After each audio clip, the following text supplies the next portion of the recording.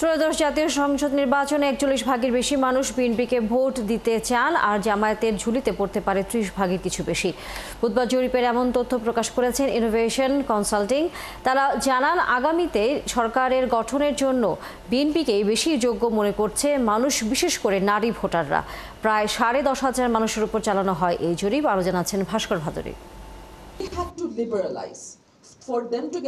ত্রয়োদশ জাতীয় সংসদ নির্বাচন নিয়ে দেশের সব জেলায় ১০,৪১৩ জন মানুষের উপর জরিপ চালায় ইনোভেশন কনসাল্টিং।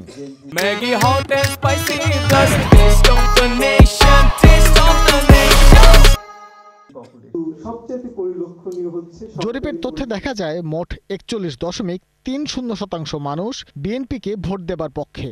জামাতের ক্ষেত্রে এই সংখ্যা ৩০.৩০ অর্থাৎ প্রায় ১১% কম। ২০০৮ সালের ভোটের বিবেচনায় জামাতে ইসলামের ভোট বাড়ছে ৭.৫ গুণেরও বেশি। এই প্রশ্ন সবসময় আমরা ফেস করি। আমরা একটা জিনিস সবসময় আমরা গবেষক হিসেবে যেটা বলি সেটা হচ্ছে আমাদের দুটো বিষয়। একটা হচ্ছে এইটা হচ্ছে ডেসক্রিপটিভ গবেষণা, স্ট্যাটাস কো, যা দেখছি তা বলছি। আরেকটা হচ্ছে যেটা হচ্ছে আমার ডায়াগনস্টিক গবেষণা, কেন হচ্ছে, আমি আপনাকে ডায়াগনস্টিক গবেষণাটা এখানে দেই নাই। আগামীতে সরকার গঠনের জন্য যোগ্যতম দল হিসেবে বিএনপিকে বিবেচনা করছে ৩৯.১ মানুষ। এ বিষয়ে জামাতের পক্ষে ২৮.১ আর এনসিপিকে যোগ্য মনে করছে ৪.৯ মানুষ।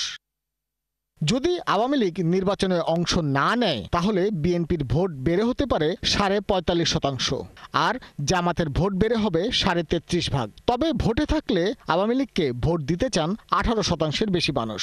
রিভিল ভোটার যারা, রিভিল ভোটাররা যখন তাদের প্রেফারেন্স এখন রিভিল করছেন, তারা খুব ক্লিয়ারলি বিএনপির দিকে তাদের যে প্রেফারেন্সটা সেটাকে শো করছেন, যেটা তারা আগে শো করেননি। Which may also indicate another thing, যে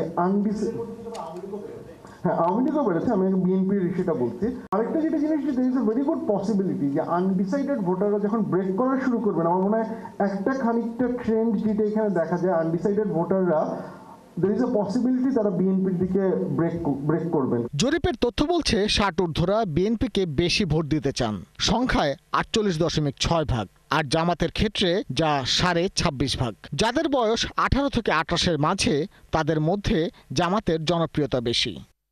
জরিপ অনুযায়ী কম শিক্ষাগত যোগ্যতার মানুষের মাঝে বিএনপির জনপ্রিয়তা বেশি, আর উচ্চশিক্ষিতদের মাঝে জামাত এগিয়ে আছে।